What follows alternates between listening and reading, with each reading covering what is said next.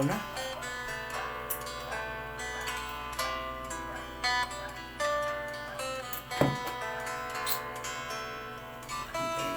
Ini tubig ko pag bukangan yung ang hari dito.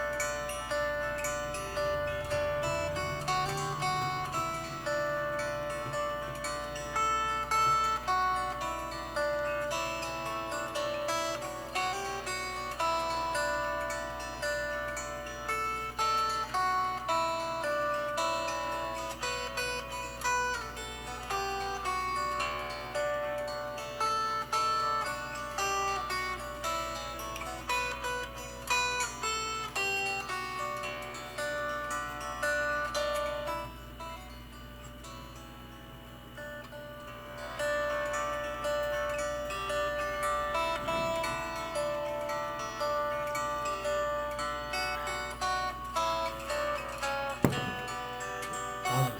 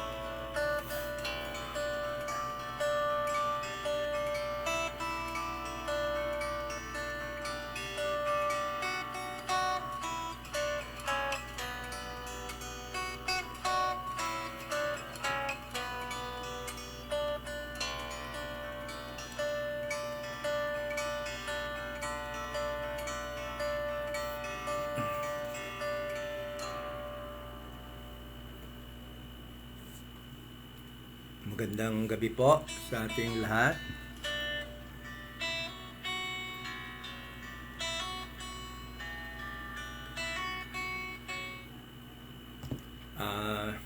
Magandang gabi po sa lahat at patuloy tayo sa ating pag-aaral.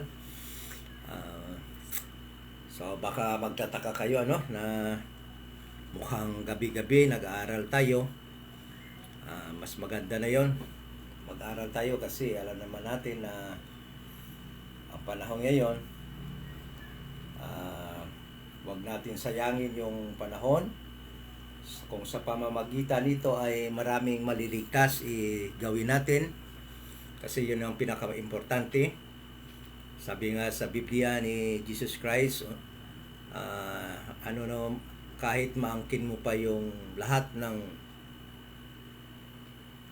yaman dito sa mundo, ngunit kung mawala rin lang yung kaluluwa, edi wala rin, no? So ganun ka-importante yung kaluluwa ng isang tao, at yan yung binibigyan natin ng importansya sa ginagawa natin, sa ministry natin. Kaya tayo nagpipreach ng katotohanan, rightly divided ng salita ng Panginoon, upang maituro natin ang tamang pamamaraan ng Panginoon ng kaligtasan sa ngayong panahon ng dispensation of the grace of God. At mag-aaral tayo ngayon sa mga subjects, no, na napakatagal na hindi natin maintindihan noon. At yun ang pagkaalam natin noong unang panahon, na dahil lamang na meron silang pananampalataya kaya sila naligtas. Tama yon. Isa yun talaga sa requirement, yung pananampalataya. Pero yung pananampalataya na yon ay may kaakibat na paggawa in time past. Hindi lamang pananampalataya, kundi faith plus works. Kung anong instruction ng Panginoon na gagawin nila sa panahon na yon. Okay? So, sana po maging maliwanag sa atin itong pag-aaralan natin. At sa ulit, magandang gabi sa mga kapatid, no, na mga right divider, mga members ng Body of Christ, ng Church of this Dispensation of the Grace of God, yung mga naniniwala, nag-believe that Jesus Christ namatay, bayad ng ating kasalanan, at siya ay inilibing at nabuhay sa ikatlong araw, no? Nabuhay muli sa ikatlong araw. Yan yung gospel, yan yung good news na ating pinapaniwalaan, at yan yung good news na ni-reveal ni Jesus Christ kay Paul, na yan lamang makakaligtas ng kaluluwa sa panahong ito ng dispensation of the grace of God. At alam natin yon sa Biblia kung kailan nag-umpisa yung dispensation of the grace of God. Nag-umpisa lamang yun kay Paul sa Acts 9 nung nireveal, nung niligtas na siya ni Jesus Christ at nireveal sa kanya ang secret, ang mystery program ng Panginoon para sa panahon ngayon ng dispensation of the grace of God. Okay? So yung pag-aralan natin ngayong gabi na ito, ang matagal nang parang mahirap malaman kung bakit nga ba naligtas si Rahab, yung mga Gentiles na nasa Bible. Kasi nga kung sabi nga sa John chapter 4 verse 22, sabi nga dito, John chapter 4 verse 22, ang sabi nga dito babasahin ko, ye worship, ye know not what, we know what we worship, for salvation is of the Jews. So itong verse na to, for so many years, no, hindi natin maintindihan, pero napakalinaw na sinasabi dito na ang salvation or kaligtasan ng panahon na yon during Christ's earthly ministry ay para lamang sa mga sa mga Jews, sa mga lahi ni Abraham, lahi ni Isaac, lahi ni Jacob, at ang nation Israel, yan yung nagko-compose doon sa nation Israel ay ang 12 tribes of Israel na mga anak ni Jacob. So, sa kanila lang yung kaligtasan nung panahon na yun na si Jesus Christ ay nagmi-minister sa kanila, sa Israel. Pero, alam naman natin na mayroon namang mga Gentiles na naligtas nung time pass. Okay? So, nag-contradict na ba yung Bible? May contradiction ba yung Bible? Kasi nga naligtas naman si Rahab. Yung mga titingnan natin ngayon, yung mga Gentiles na naka-record dito sa Bible na nakatanggap din or mga naligtas din. Okay? Kagaya ni Rahab, naligtas si Rahab. Naligtas naman, merong naman na-mention doon sa yung centurion, no? Sa Matthew at Luke, Matthew chapter 8 at Luke chapter 7, na-mention naman doon yung centurion na naligtas din. Sinunod ni Kristo yung kanyang request. Okay? Ibig sabihin nun, that is tantamount to salvation. At makita naman natin na ang eunuch, no, ay naligtas din. Gentile din yung eunuch. So, pag hindi natin maging maliwanag sa atin ito, magkakaroon tayo ng doubt sa truthfulness ng Bible. Kung gaano ba talaga katutuo ang Bible. Bakit sabi niya, salvation is of the Jews? Bakit may mga naligtas naman ng mga Gentiles? Ano ba ang dahilan? Ano bang meron sa Bible? Bakit naligtas din naman sila? Yun ang pag-aaralan natin ngayon. Okay? So, for so many years, itong mga tao na ito, itong mga event na to at kaligtasan itong mga Gentiles na ito ay nagbigay ng confusion sa pag-aaral ng Bible, lalo na pag hindi ka marunong mag-rightly divide. Okay? Pag hindi natin i-rightly divide yung salita ng Panginoon, makapagbigay talaga ito ng confusion. Isang confusion na maibibigay nito is that na kagaya ng eunuch, dahil sa panahon na yon ang eunuch, umakyat na si Jesus Christ at alam naman natin na ang prophetic program during the time para sa Israel ay na-postponed na dahil na yung kaligtasan nung naligtas yung eunuch is Acts chapter 8. Ngunit alam natin na fell, no, ang Jewish people, nahulog sila, being chosen people, sa level ng mga Gentiles sa Acts chapter 7 nung nireject nila yung ministry ng Holy Spirit, no, through Stephen, at binato pa nila si Stephen. That was the time ng Panginoon nag-offer sa kanila ng final offer ng kingdom. First, the kingdom that was at hand was offered to them by God through John the Baptist. Okay? So repent, for the kingdom of God is at hand. But the Jewish 70 Council, members of Jewish 70 Council, the nation Israel's representative and the Pharisees, no, hindi nila tinanggap ang offer ng Panginoon through kay John the Baptist. They rejected that offer and John the Baptist was killed by them. Okay? Then Jesus Christ also offered to them the kingdom. Sabi ni Jesus Christ, believe in me.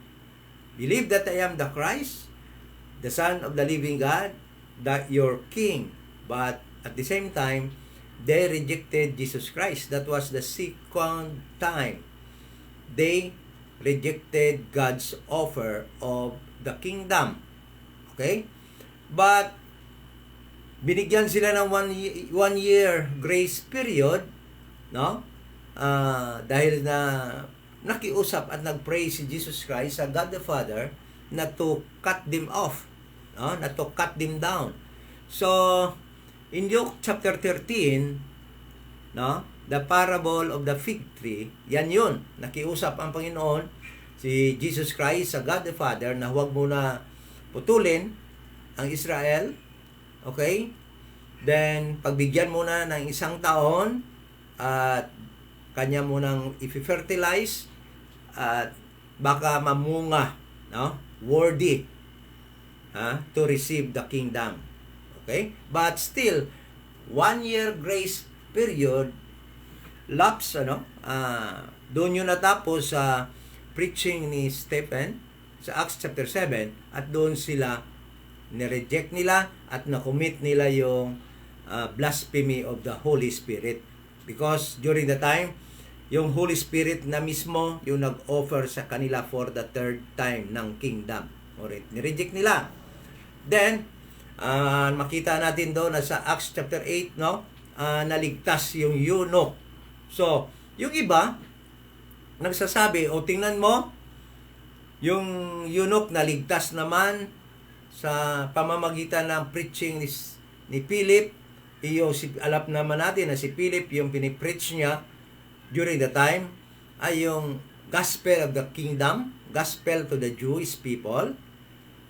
So bakit naligtas yung eunuch? Gentile yung eunuch. So kaya nga nagkakaroon ng mga confusion, at maraming nagsasabi na yung gospel daw ni Philip, gospel nila Peter, Philip, pareho din lang ng gospel ni Paul. Kasi yung Gentile daw na saved din, no? Ngunit, alam naman natin na sa Bible, pag pag-aaralan natin rightly divided, makikita natin yung truth. At mamaya makikita natin, at sasabihin ko na sa inyo, gospel yon ni Peter, nila Peter sa Jews ang nakaligtas talaga sa eunuch. Okay? So, mamaya, darating tayo doon at makikita natin. So, pupunta na tayo sa ating pag-aaral sa mga subject na ito. Yung pag-aaralan natin ngayon, yung tatlong Gentile na naligtas, no? At titingnan natin kung ano yung kaligtasan nila na hindi nagko-contradict sa Bible. Okay? Hindi nagko-contradict sa John chapter 4 verse 22 na sinabi diyan, salvation is of the Jews. So, titingnan natin sa Bible. But before that, let us pray. Amay nga balaan, Lord, sa ulit, nagpapasalamat kami ng buo sa aming puso, at mayroon pa rin kaming opportunity na mai-preach ang iyong salita, may aral ang iyong salita, rightly divided. At salamat po sa mga kasama, sa mga kapatid na online ngayon at nagjo-join sa ating pag-preach, sa ating online Bible study. Salamat sa mga friends namin na manonood at makapanood pa ng pag-aaral na ito. At sa ulit, humihingi kami ng iyong patnubay Nawa po ay magkaroon kami ng heart na marunong umunawa at meron kaming mind na magiging open ang aming mind sa pagtanggap ng mga truths na amin titingnan. Yung amin pong pag-aralan ay babasahin lamang namin sa iyong mga salita, sa iyong King James Bible na ibinigay sa amin.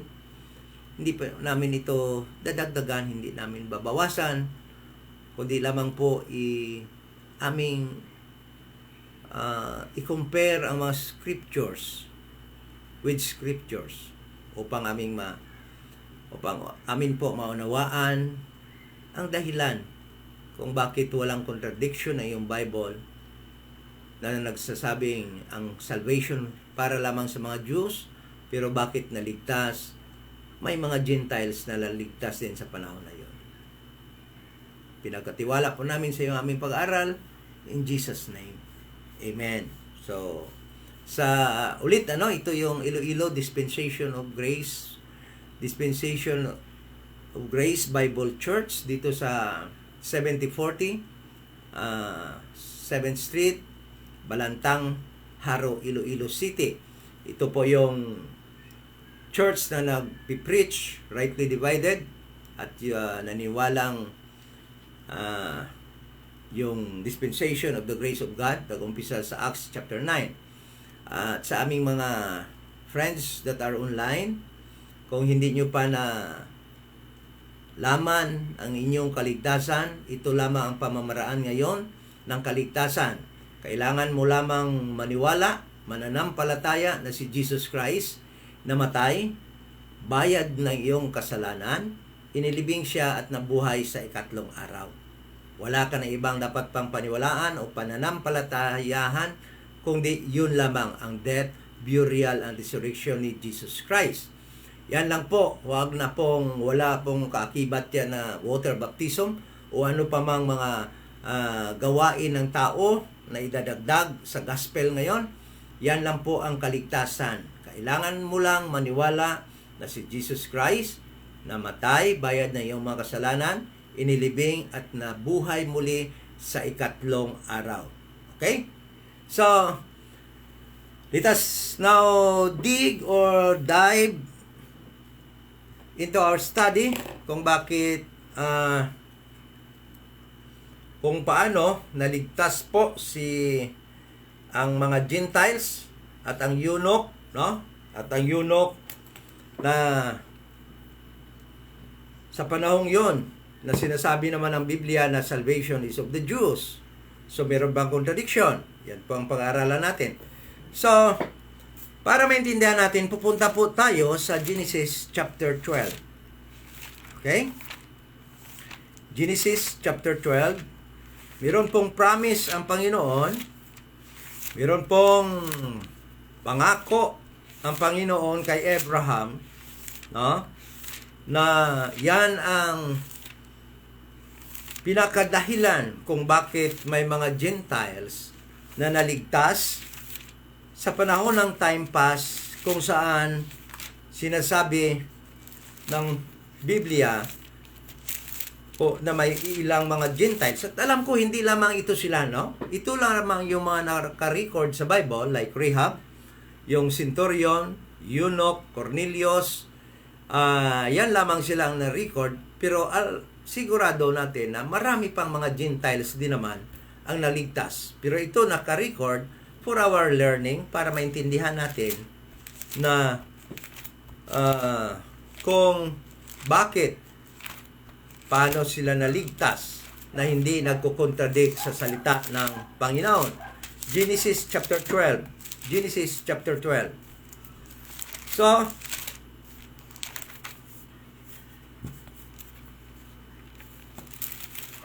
punta tayo sa Genesis chapter 12. But bago tayo dyan, itandaan nyo lamang yung Genesis chapter 12. At alam naman natin na yung Gentiles in time past ay outside of the Commonwealth of Israel. Ibig sabihin, hindi ka citizen ng nation Israel. Outside, strangers from the covenant and promise to Israel. We are Gentiles without God. without hope, and without Christ in time past. Okay? So, kaya nga, kung babasahin natin yung mga verses na yon sa Ephesians chapter 2, verse 11 and 12, makikita natin nga tumpak nga. Contradiction nga ito.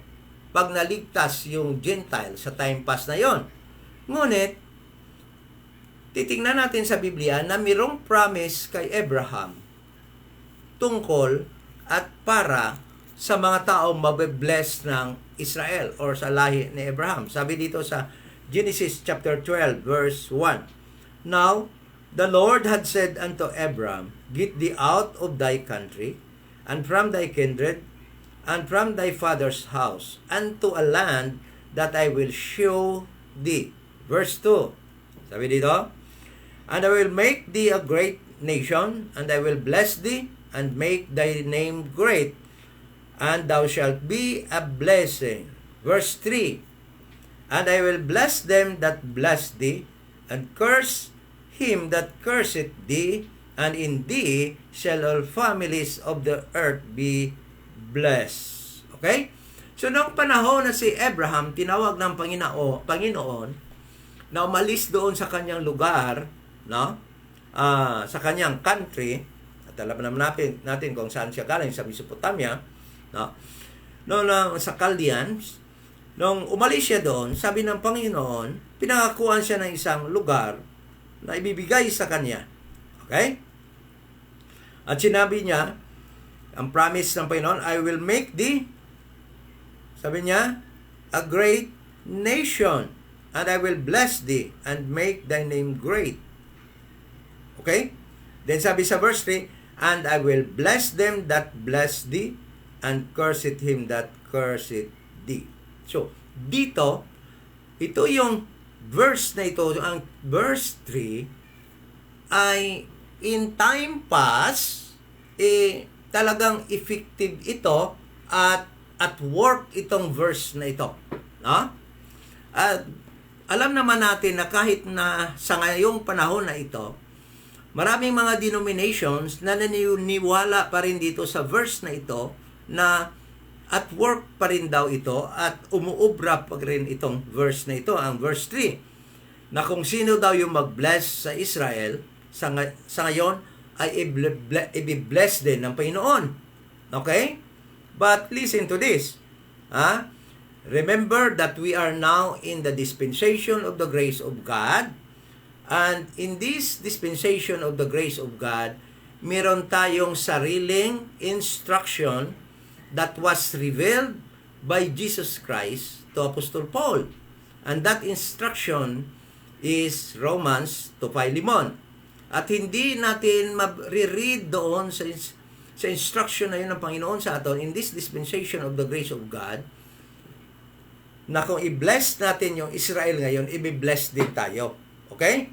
So meaning, itong verse na ito is effective lamang from it was said during the times of Abraham until kung saan yung seed ni Abraham or ang prophetic program to Israel is at work pa. At alam natin na yung prophetic program nag-end doon or temporarily postponed doon sa Acts chapter 7. Ibig sabihin, ang verse na ito, at work hanggang sa Acts chapter 8, chapter 10.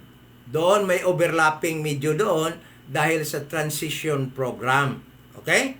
Dahil sa transition program, mayroong overlapping doon sa Acts, sa Book of Acts. At alam natin na hanggang chapter 10 sa kay Cornelius, mayroon pa rin Gentile na naligtas because during the time, may overlapping because of transition program.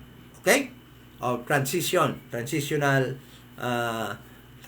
from Israel to the body of Christ, from Peter to Paul, from Israel, from prophetic program to mystery program. Yun yung nangyari sa Book of Acts.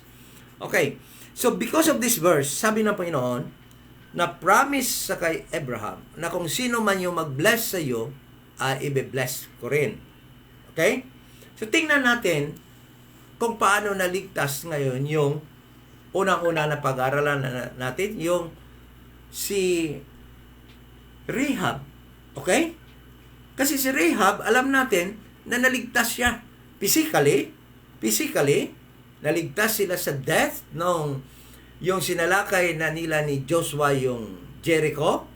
Halos, ang instruction doon lipulin lahat, patayin lahat. Ngunit, anong nangyari? Naiwan si Rahab at ang kanyang whole family. Ano bang ginawa ni Rahab? Bakit siya naligtas? Okay? Tingnan natin. Joshua chapter 2.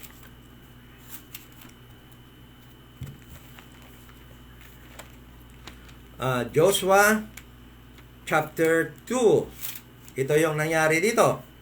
Kung babasahin natin lahat, medyo matagalan tayo, ano? Pero sige, tingnan natin. Verse 1, verse 1, chapter 2 of Joshua, verse 1, para meron tayong background. And Joshua, the son of Nun, sent out of Shittim 2 men to spy secretly, saying, Go view the land, even Jericho. And they went and came into an harlot's house named Rahab and lodged there. So, when Joshua, nung panahon ni Joshua, na i-conquer na nila ang land of Jericho, yung country ng Jericho, bago niya siya magsalakay, bago niya lipulin yon, nagpadala muna siya ng 2 spy to secretly do the spying, okay? So, nadala ng spy, siguro, hindi tayo military, hindi natin alam kung anong dapat gawin ng spy doon, pero siguro tinitingnan nila kung anong nangyari na, kinakabahan ba yung mga kalaban nila, may takot ba, ilan kaya yung mga kalaban, ilan kaya yung number of armies nila, matitipuno ba ito, kasi yung away dati noon, physical masyado, hindi ngayon, barilan. So, yan siguro, yung kinagawa ng mga spy. Ngunit, alam naman natin na yung spy na mayon ay muntik ng bulilyaso. Muntik silang mahuli doon. No? Doon sa Jericho at nakatik-tik yung mga nalaman ng mga military ng Jericho at pinapahanap sila. At pumunta nga doon sa bahay ni Rahab yung mga mga naghahanap sa 2 spy at makita natin na tinago sila ni Rahab. Okay? Tinago sila ni Rahab, nilagay doon sa kanyang attic at doon tinambakan sila ng mga stalk ng palay o ano man yung mga pamamaraan ni Rahab na tinago sila at nagsinungaling pa si Rahab. Okay? Nung tinanong si Rahab, kung nasaan na yung spy na spy sa kanila, nung tinanong siya ng masundalo na kanyang mga kababayan, nagsinungaling pa siya. At sabi niya, umalis na sila, andun na, habulin nyo papuntang Jordan. At hinabol naman ng mga army, ng mga militar ng Jericho. So, alam naman natin na hindi nila makikita dahil nga tinago sila ni Rahab doon sa kanyang attic. Okay? So, basahin ko verse 8. And before they were laid down, she came up unto them upon the roof. Verse 9. And she said unto the men, I know that the Lord hath given you the land. So, deep inside, alam ni Rahab na ibinigay na ng Panginoon sa kamay nila ni Joshua yung lupain ng Jericho. Ibig sabihin, si Rahab have faith to the God of Israel. Meron siyang pananampalataya sa Diyos ng Israel. Meron siyang faith sa God of Israel. But yung faith na yon ni Rahab ay hindi makakaligtas sa kanya yon. Kung walang aksyon. Dapat mayroong kasamang aksyon yon. Dapat mayroong kasamang gawa. Kasi yung faith niya, hindi makakaligtas sa kanya. Bakit? Dahil ng time na yon, without God nga si Rahab. Dahil ng time na yon, hindi naman siya kasali, hindi naman siya citizen ng nation Israel. Okay? Kaya kahit anong faith niya sa Panginoon, kung walang kasamang works or gawa kung anong dapat niya gawin, hindi siya maliligtas. So, alamin natin ngayon kung ano yung works na ginawa ni Rahab na isinama niya sa kanyang faith para siya maligtas. Okay? Ito yon. Sabi niya dito, I know the Lord, that the Lord hath given you the land. Joshua chapter 2 verse 9. And that your terror is fallen upon us, and that all the inhabitants of the land faint because of you. So, takot na yung mga tao, including the armies of Jericho, because of the news na natanggap nila na yung mga kalaban nila Joshua on the other side of the river Jordan ay tinalo nila. At alam niyo ba sino yon? Yung giant na si Og. Yung mga Amorites doon sa other side ng Jordan River, tinalo na nila ni Moses. Buhay pa si Moses noon. Si Moses pa nag-lead sa kanila. Okay? So, nabalitaan nila yon, kaya takot sila na takot yung mga army, ang nation ng Jericho. Ngunit si Rahab, meron siyang pananampalataya sa Panginoon ng Israel. At yung pananampalataya na yon, sinamahan niya ng requirement na works para siya maligtas. Tingnan natin. So, ano yung verse 10, basahin ko muna. For we have heard how the Lord dried up the water of the Red Sea for you when ye came out of Egypt, and that ye did unto the two kings of the Amorites that were on the other side Jordan, Sihon and Og, whom ye utterly destroyed. That was the news na nadinig nila, na narinig nila, na pinatay ng mga Jews, no, ang grupo nila ni Joshua, yung dalawang giant na yon. Okay? So, makita natin, no, na ang ginawa niya, meron siyang faith at gumawa siya ng something na na-bless ang Israel.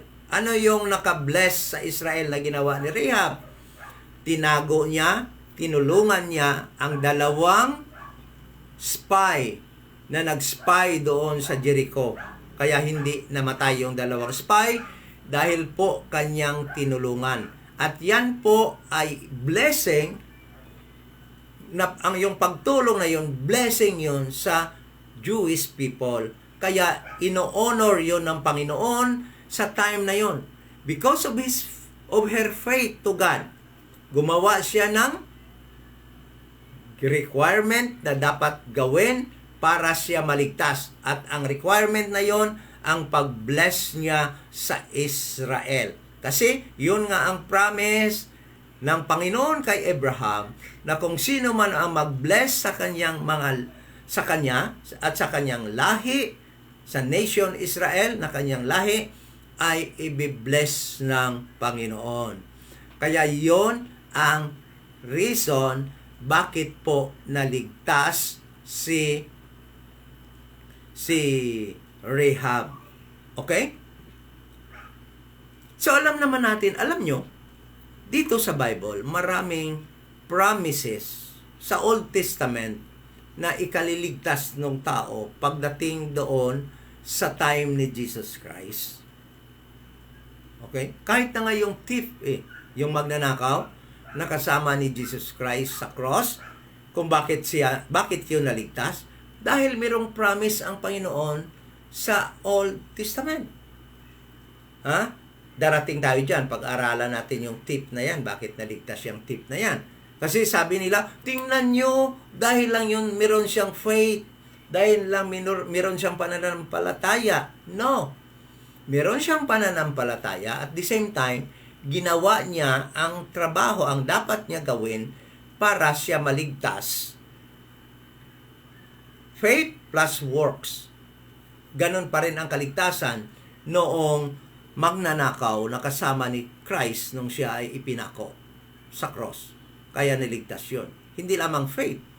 Kasi in time past, ang kaligtasan always faith plus works. Yun ang kaligtasan. In time past, walang faith lamang. Wala. Faith plus the requirement na pinapagawa ng Panginoon kung paano maligtas ang tao. Yun yung kaligtasan ng time pass. Iba kay sa atin ngayon na kailangan faith lang talaga. Wala nang gagawin ang tao. Okay? Kasi ginawa na nga ni Jesus Christ. Okay? Noon hindi pa eh. Hindi pa nagawa. Hindi pa si Jesus Christ nagbayad doon sa Calvary. So,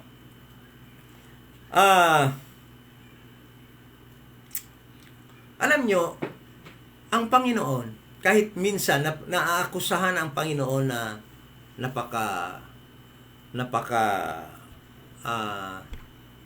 mamamatay tao daw yung Panginoon, napakasama pala ng Panginoon, bakit ang dami niyang pinapatay, bakit yung Gentiles sinit aside niya or tawag doon sa Romans, yung give up niya yung Gentiles, no?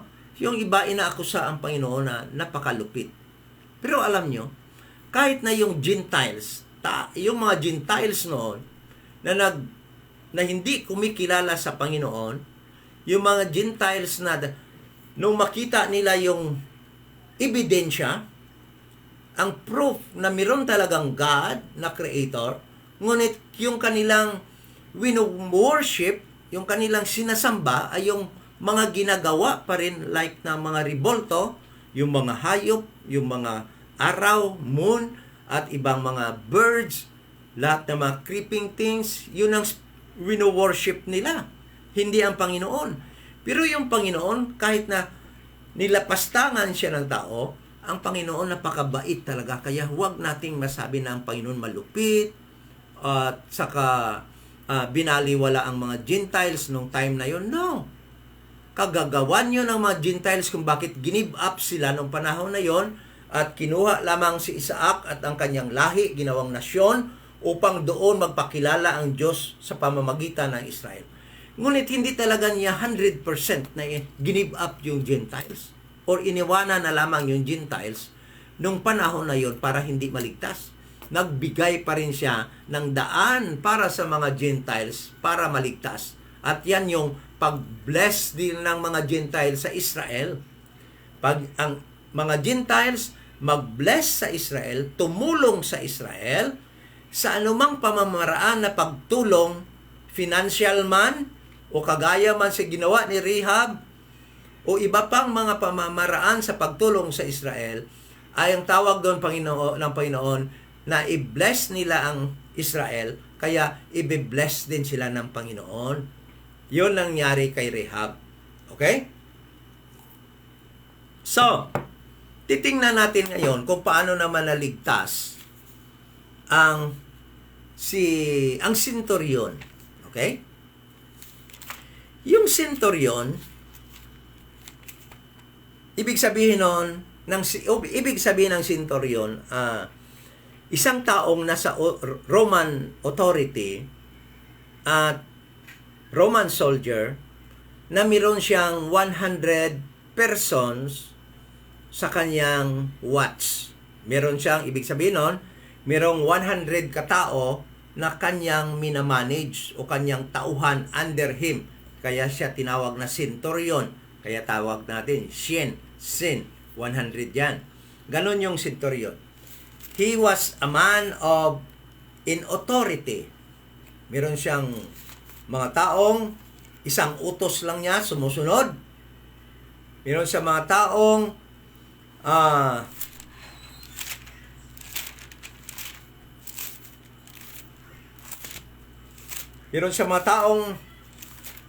mauutusan, merong mga taong kumikilala sa kanya, humahanga sa kanya.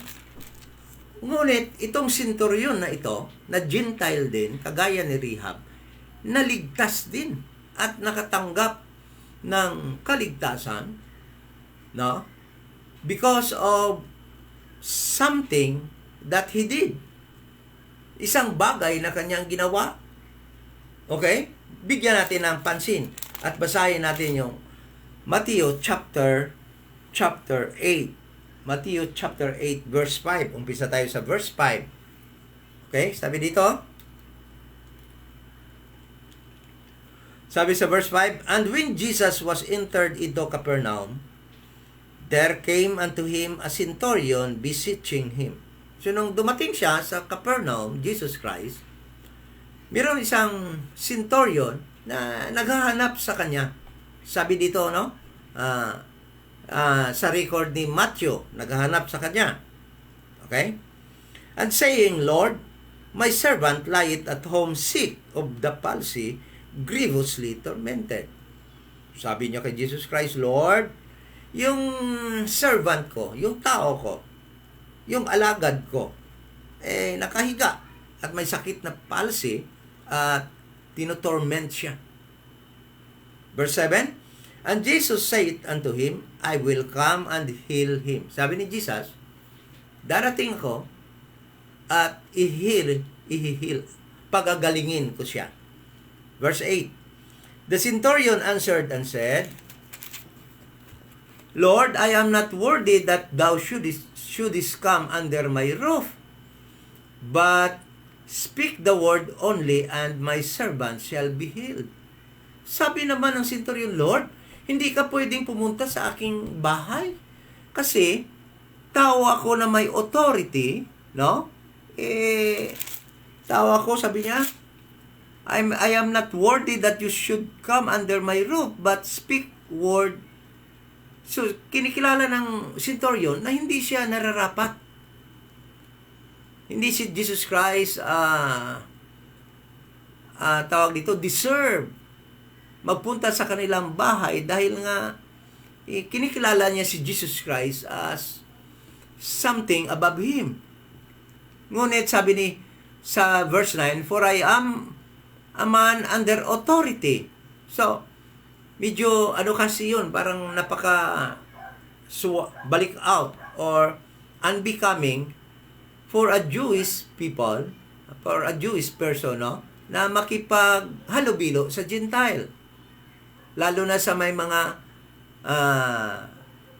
sa authority, Roman Gentile na nasa authority. So sabi niya, "Having soldiers under me, and I say to this man, go, and he goeth, and to another, come, and he cometh, and to my servant, do this, and he doeth it." Sabi niya, isang mandar ko lang, isang utos ko lang, humayo ka, umalis. Sabi ko, lapit ka. Kung ano yung paggawa niya, ginagawa. Dahil nga, he is a man in authority. Verse 10, "When Jesus heard it, he marveled and said to them that followed, Verily I say unto you, I have not found a great faith, no, not in Israel." So, then, ang nangyari sa verse 11, "And I say unto you, that many shall come from the east and west, and shall sit down with Abraham and Isaac and Jacob in the kingdom of heaven." Okay? So, in short, pinagbigyan ng Panginoong Jesus Christ yung healing ng centurion at gumaling yung kanyang servant. So, kung dito mo lang titingnan sa Matthew, masasabi mo kaagad na, tingnan mo, dahil lang sa faith, dahil lang sa pananampalataya, sabi ni Jesus Christ. Kasi napakalaki ng kanyang pananampalataya, at ang kanyang pananampalataya hindi nga makita kahit sa mga Jewish people. Kaya siya naligtas. Pero, kung titignan natin sa Book of Luke, doon makikita natin ang reason talaga na bakit siya naligtas. Dahil, tingnan mo, kung niya naligtas siya dahil sa kanyang pananampalataya lamang, magiging contradiction na yung Bible. Kasi sabi dito, John 4:22, salvation is of the Jews. Okay? So bakit siya naligtas kung sa pananampalataya lang? Magiging contradiction na yun sa Bible. Ano ba ang ginawa ng centurion? Bakit siya naligtas o pinagbigyan ang kanyang hinihingi kay Jesus Christ? Maliliwanagan tayo doon sa Book of Luke. So pupunta tayo sa Book of Luke. Luke chapter 7. Dito, basahin natin sa verse 1. Now, when he had ended all his sayings in the audience, Jesus Christ,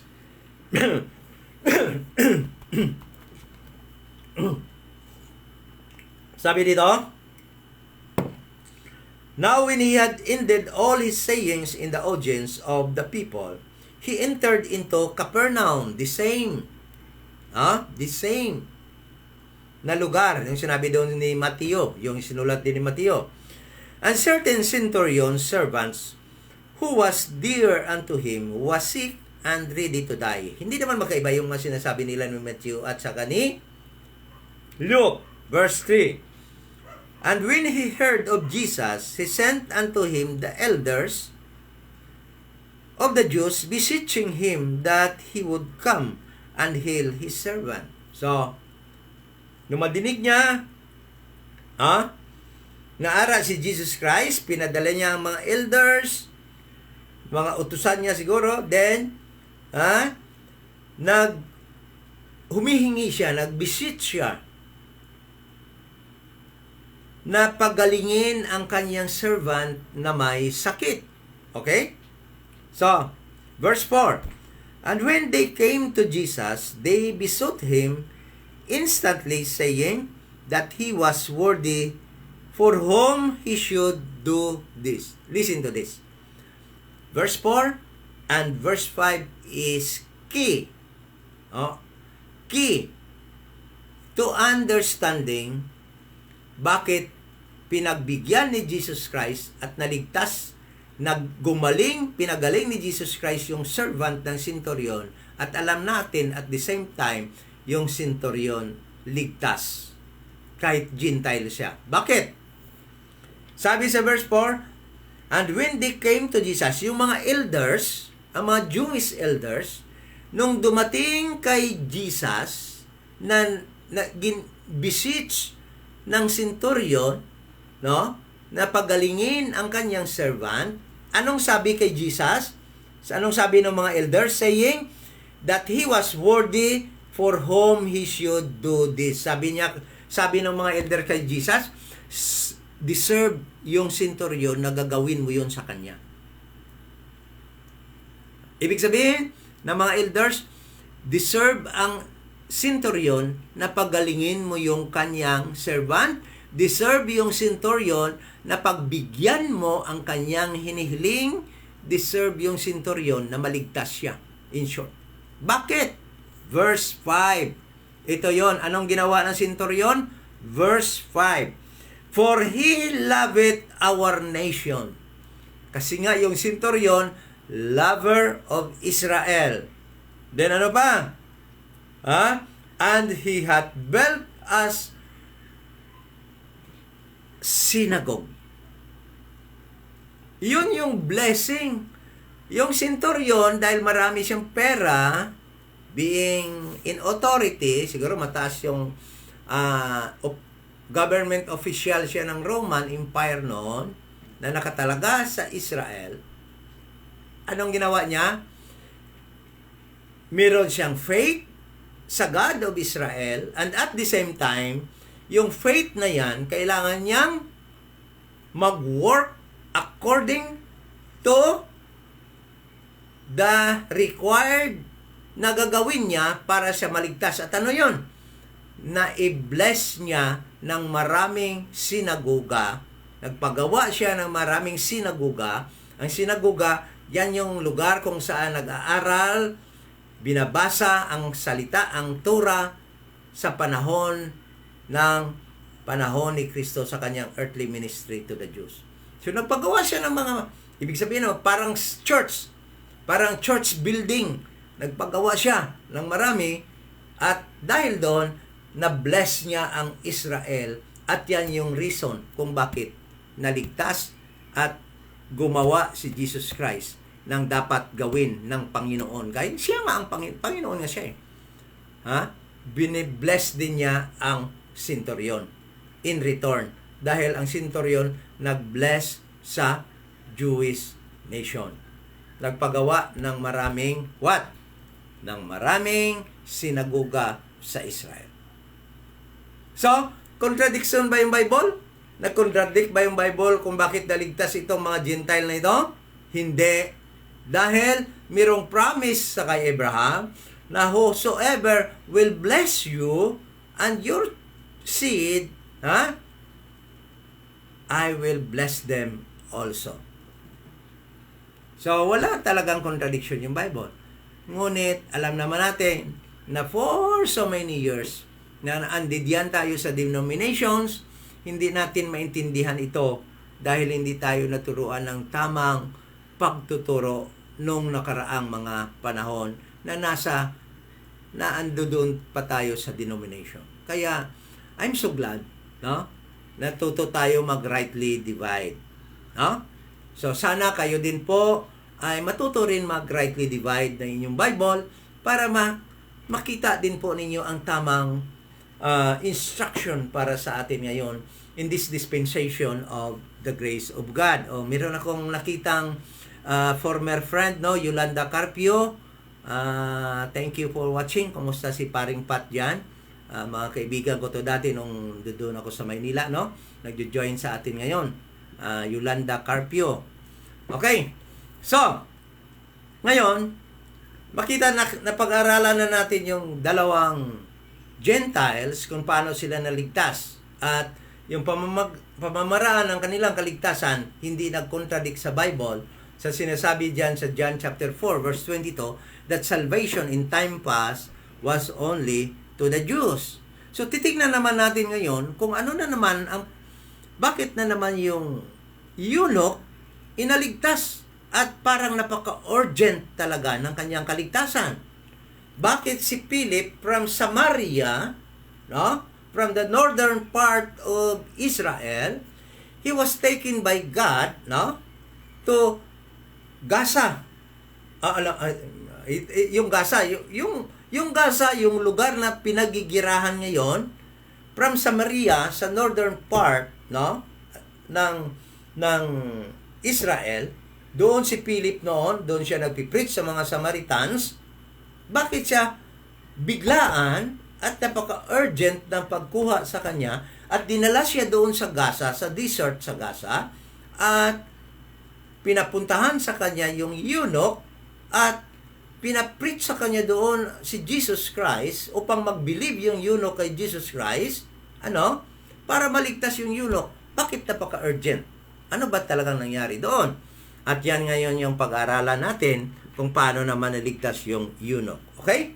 So, let's go now to Acts chapter 8.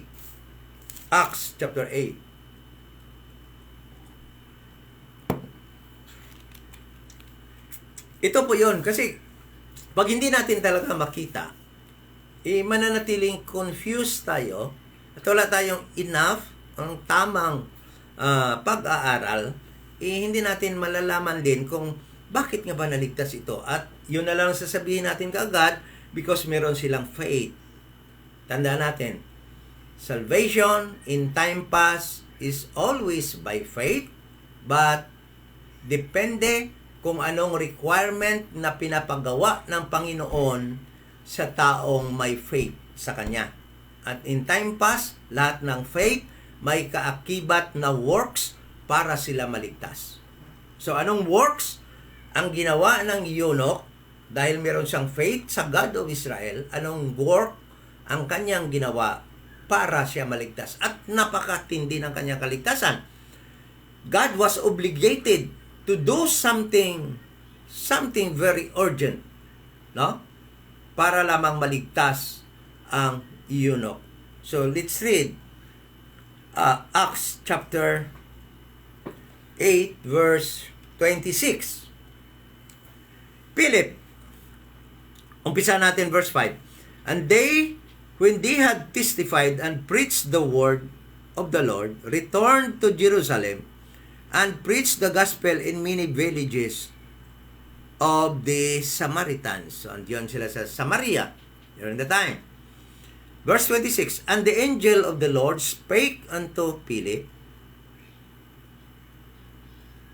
arise and go toward the south, unto the way that goeth down from Jerusalem unto Gaza, which is desert.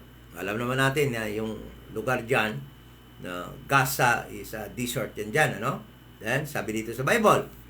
Verse 27, and Philip, and he arose and went, umalis si Philip, and went, and behold, a man of Ethiopia, an eunuch of great authority, under Candace, queen of the Ethiopians, who had the charge of all her treasure, and had come to Jerusalem to worship. Listen to this. Itong eunuch na ito ay treasurer, a man that is in charge of the wealth of the treasure of Candace. O ibig sabihin, ni Queen Candace, ibig sabihin, ano ito? Treasurer ng isang nation, ng isang queen. Treasurer siya. A man also in great authority, sabi ng Bible. In great authority. Then, he traveled from Ethiopia to Jerusalem. And, alam mo, if you are not living in Jerusalem, it is called a far place. Malayong lugar na yan. Ha? Ethiopia is a far place, no, to Jerusalem, from Jerusalem. Okay? But nag-travel itong eunuch na ito ng malayong lugar upang pumunta lamang doon sa Jerusalem at mag-worship. Sino yung i-worship niya sa Jerusalem? The God of the Jewish people. Yan yung kanyang i-worship. Ibig sabihin, itong tao na to ay mayroong pananampalataya sa God of Israel. Pero alam mo, hindi siya maligtas dahil lamang mayroon siyang pananampalataya. Kundi, yung pananampalataya na niyang yon, may ginawa siya, no, upang ikabit doon sa kanyang pananampalataya upang siya maligtas. At ano yon? Yan ay base na naman sa isang promise ng Panginoon sa Old Testament. Ano yung base na yon? Na kung ang mga strangers ay mananampal na makakita na ang Israel ay mayroong Panginoon at mag-worship sila sa Panginoon na yan at magpunta doon sa Israel para mag-worship sa Panginoon na yan, ay makinig ang Panginoon sa kanilang mga hinihiling at gagawin ng Panginoon. Kaya tingnan mo. Kung hindi natin ito alam, talagang sabihin na natin, kasi may faith siya nag-worship siya Oh. Pero alam mo, ito yung ginawa ng eunuch na ito dahil mayroong promise ang Panginoon sa Old Testament. Pupunta tayo sa 1 Kings chapter 8 verse 41. 1 Kings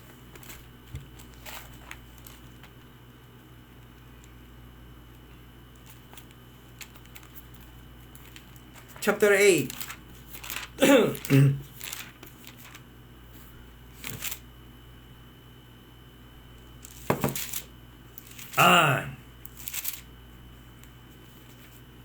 1 Kings chapter 8. Basahin ko sa inyo ha. Verse 41. Pero bago yan, babasahin ko sa inyo itong naunang mga verses. Promise ito sa Israel. Sabi dito,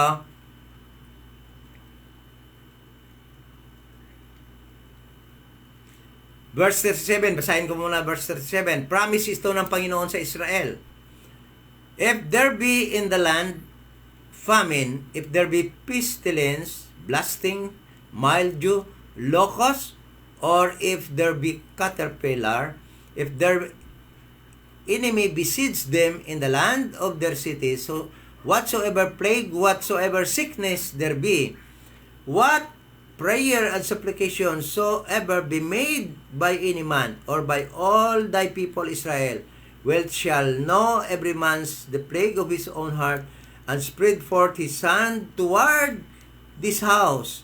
Then hear thou in heaven thy dwelling place, and forgive, and do, and give to every man according to his ways, whose heart thou knowest, for thou only knowest the hearts of all the children of men, that they may fear thee all the days of thy life, all the days that they live in the land which thou givest unto me.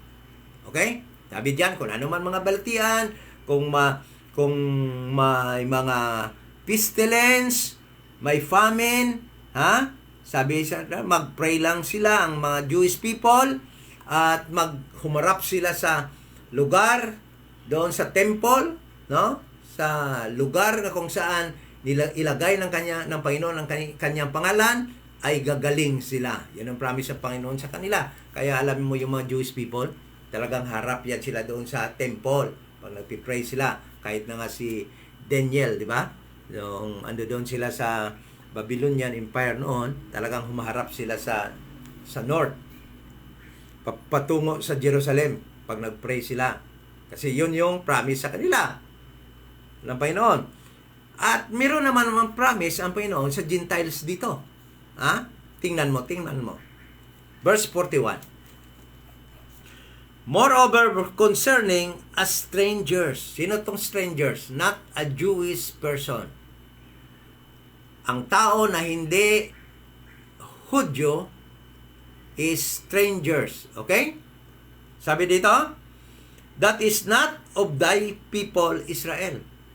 Moreover, concerning a stranger that is not of thy people Israel, but cometh out of a far country for thy name's sake. Sabi niya dito, itong verse 41, concerning sa mga hindi Hudiyo, ibig sabihin Gentiles or strangers, na darating doon sa Jerusalem,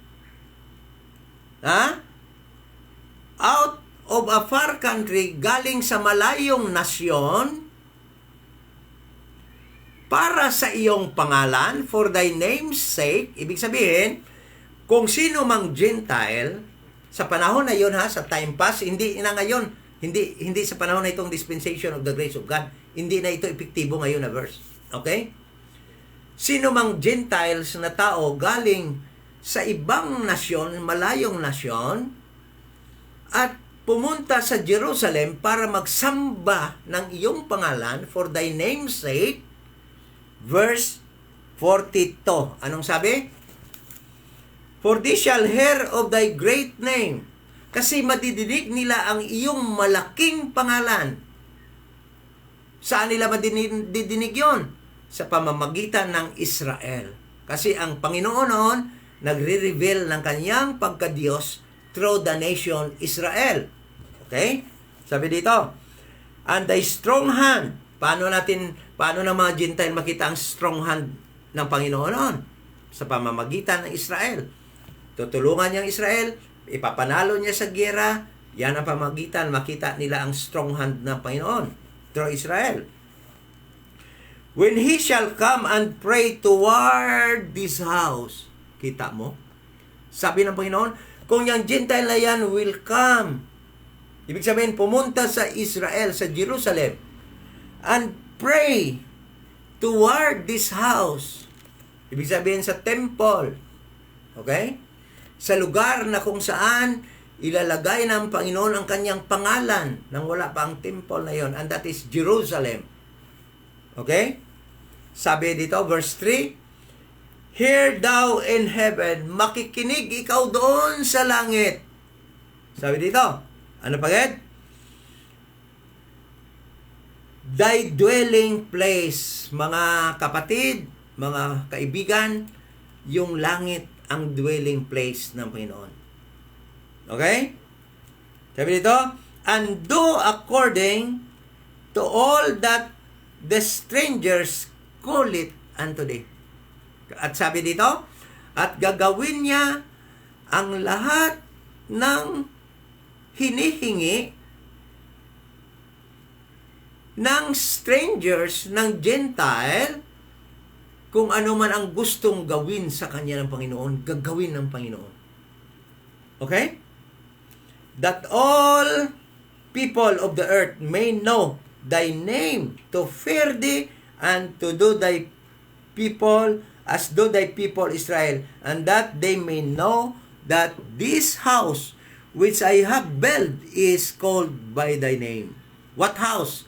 The house of Israel. Para malaman ng lahat ng tao na ang house na kanyang itinatayo ng Panginoon, hindi bahay ito na concrete, kundi the house of Israel, the Jewish nation. Yan yung house na binibuild ng Panginoon, ay makita ng lahat ng tao, na yung house na yan ng Israel, ang nation Israel, is a nation that is called by God's name. Tinawag yan sila sa pamamagitan ng pangalan ng Panginoon. Okay? So, nakita na natin, ito yung mga verses na pangako ng Panginoon sa mga strangers o sa mga Gentiles. Isa ito sa pamamaraan o bakit naligtas ang mga Gentiles or ang eunuch, specifically, particularly, ang eunuch doon sa Acts 8. Bakit? Ang eunuch galing sa malayong lugar sa Ethiopia, pumunta doon sa Jerusalem kasi alam niya at nanampalataya siya sa Diyos ng Israel, sa God of Israel, at pumunta doon para magsamba sa pangalan ng God ng Israel. Based on this promise, sa 1 Kings chapter 8 verse 41, kaya naligtas yung eunuch. Yan yun. So, walang contradiction yung Bible. Kahit na ngayong yung time na yon, ng time pass, salvation is to the Jews, but God did not left sa mga Gentiles na wala na talagang pamamaraan para maligtas. Nagbigay, ganun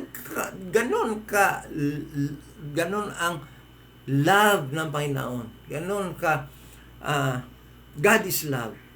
In spite na ni-reject siya ng mga tao ng time na yon sa Genesis chapter 11,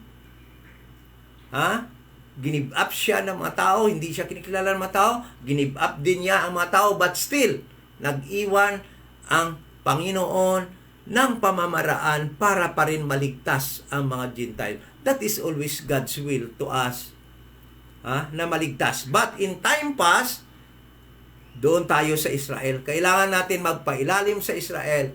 Kailangan natin pumunta sa Jerusalem, ang mga Gentile noon, at magsamba doon sa God ng Israel para ang Gentile maligtas. Yon ang ginawa ng eunuch. Kaya tingnan mo, ano sabi sa Acts? Sabi sa Acts, chapter 8. Sabi sa Acts, chapter 8. Sabi niya, and he arose, and behold, a man of Ethiopia, an eunuch of great authority under Candace, queen of the Ethiopians, who had the charge of all his treasure, and had pumunta sa Jerusalem.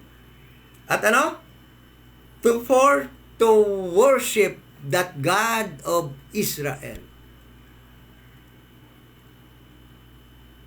Kaya siya naligtas. Okay? Sabi dito, verse 28. Was returning and sitting.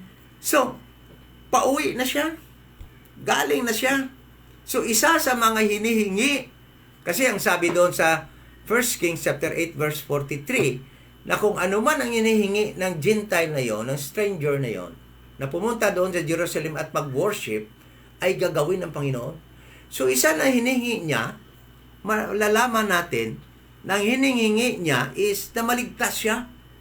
Kaya ginawa agad ng Panginoon, very urgent, pinalipad si Philip from Samaria to southern part of Israel to Gaza, sa desert sa Gaza, para labang maligtas ang eunuch. Bakit napaka-urgent? Alam niyo ba kung bakit napaka-urgent? Tingnan niyo ha. Tingnan niyo kung paano nangyari kay Philip. Nung pabalik na yung eunuch sa Ethiopia, no? Nagbabasa siya ng libro ni Isaiah, the prophet. Verse 29, Then the Spirit said unto Philip, Go near and join thyself to this chariot. Alam nyo, siguro magtataka kayo, paano kaya si Philip in an instant from Samaria andun na kaagad sa Gaza? Hindi naman natin talaga alam kung paano nangyari dito. But, sigurado ako na meron siyang sinakyan. Ha? Philip, no, was taken by God in the Spirit. God brought him to Gaza to preach to the eunuch about Jesus Christ. Why? Bakit kailangan na ma-preach si Jesus Christ to the eunuch? Because at this moment of time, salvation is by believing that Jesus Christ is the King, the Messiah, the Son of the living God. That is why there was a need for the eunuch. Yes, God was obligated to save the eunuch because of God's promise in 1 Kings chapter 8 verse 41 to 43. God was obligated to save the eunuch. But there was a need for the eunuch to believe that Christ is the Messiah, the Son of the living God, the King of Israel. Why? Because salvation during the time who is or was to believe that Jesus Christ was the King of Israel, the Messiah, and the Son of the living God. Kaya nga kailangan talaga ma-preach sa kanya si Jesus Christ upang makapaniwala siya. Kasi hindi kanya maintindihan, being a Gentile, hindi nga niya maintindihan kung sino yun. Kaya kailangan ng somebody that is a Jew, that is master of the scriptures of the prophets, na magpapaliwanag kay eunuch, and God gave the task to Philip during the time. Kaya si Philip, baka pinasakay ng Panginoon yon kasi hindi naman natin na kaluluwa lang niya ang dumating doon. It was physically and spiritually, with soul, body, and spirit. Philip was there at Gaza. So, ibig sabihin, hindi natin alam kung paano siya dinala ng Panginoon doon. But, ako sigurado, kasi yung pinasakyan noon anong pinasakyan kay Elijah nung kinuha ng Panginoon si Elijah at nilipat sa ibang lugar? Chariot, di ba? So I do believe that, hindi naman nasabi dyan, pero ako nabibilib na chariot yung pinasakyan niya kay Philip, dahil ng time na yun, wala pa namang private jet, no? Wala pang airplane. At mababasa natin na karamihan, kadalasan, chariot yung ginagamit doon ng time na yun. At alam naman natin na yung chariot ng Panginoon lumilipad, no? Kagaya yung pinasakyan kay Elijah nung nilipat siya sa ibang lugar. Okay? Kasi ang sabi ng mga denomination, si Elijah daw nasa langit na. Wala si Elijah. Kahit ngayon, wala pang tao doon sa langit, no? Na naligtas na ando doon na wala. So, bakit kailangan talaga ang urgent na ipadala si Philip doon to preach Christ to the eunuch? Dahil alam naman natin na mag-shift na ang bagong program.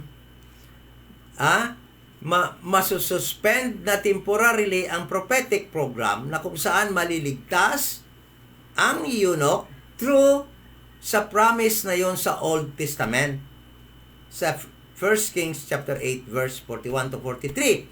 At alam naman natin na pag 100% na masuspend or mapostpone ang prophetic program, ay magiging wala ng epekto yung mga promises doon sa temporarily din, hindi mag-iepekto yung mga promises doon sa Old Testament.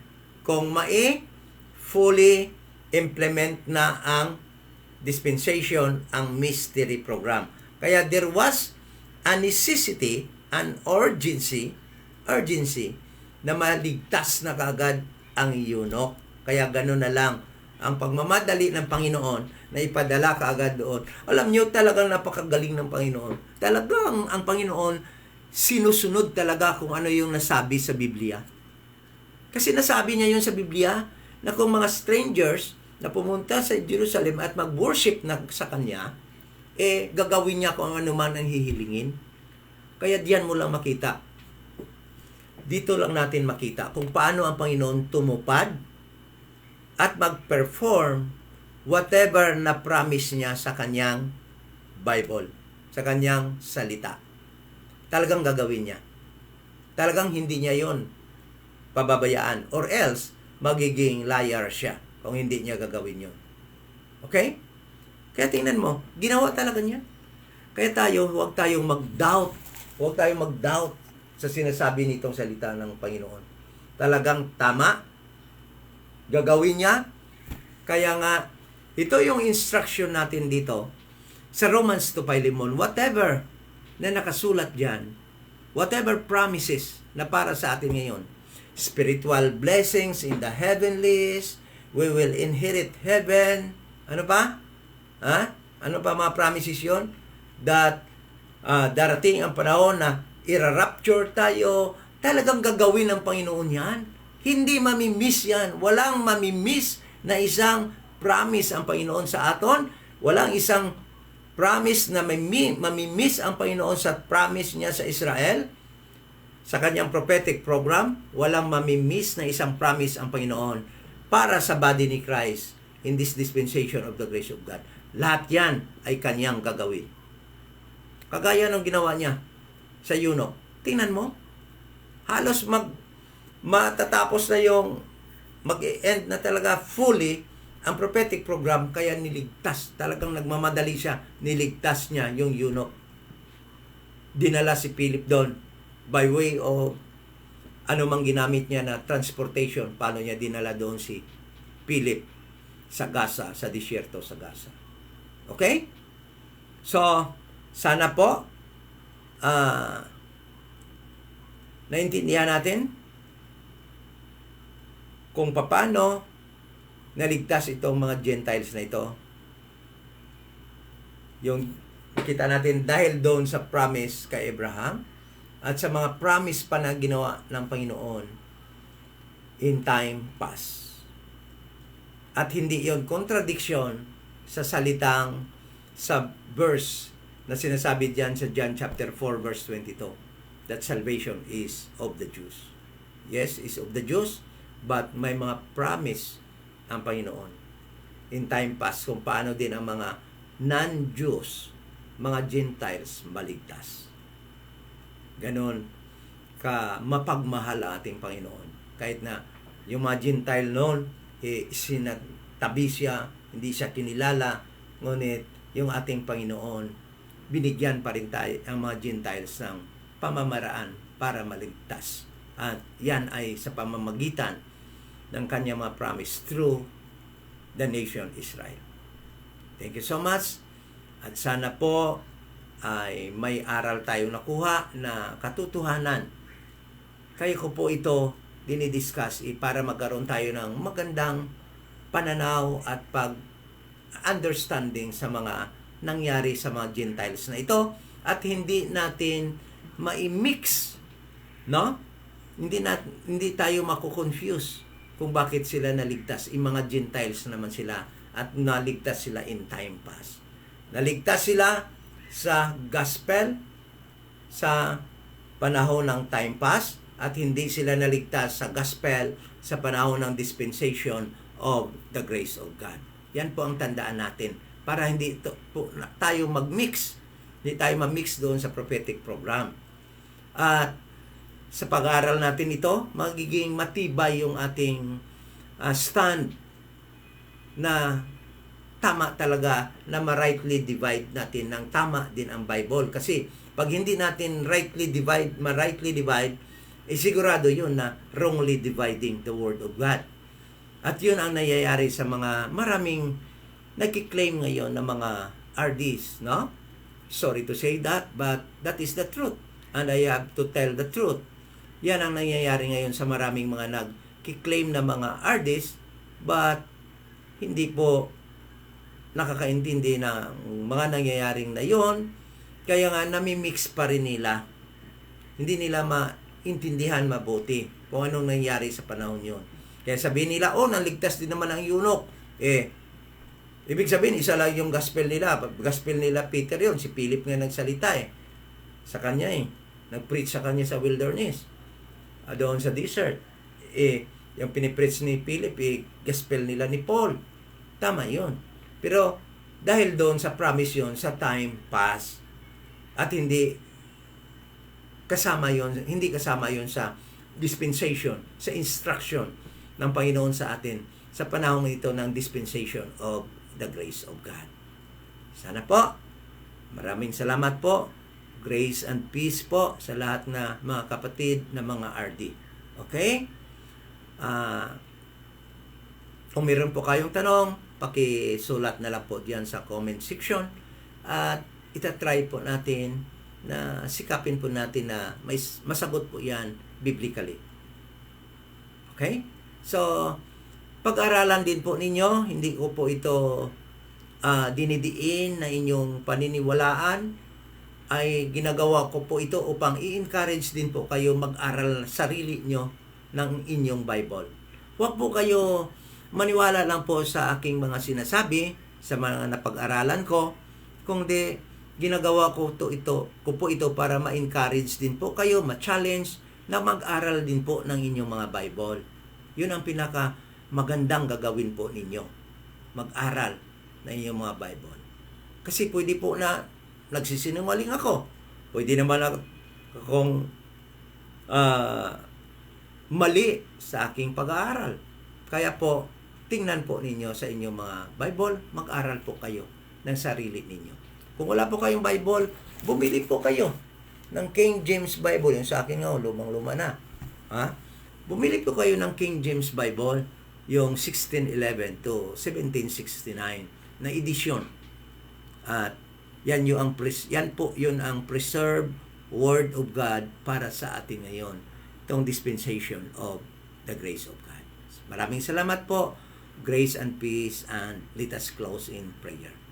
Ama, nagpapasalamat po kami sa iyong patnubay, sa iyo pong grasya. At alam po namin na wala po kami magawa kung wala ikaw. Ikaw po ang makapangyarihan. Ikaw po ang Diyos.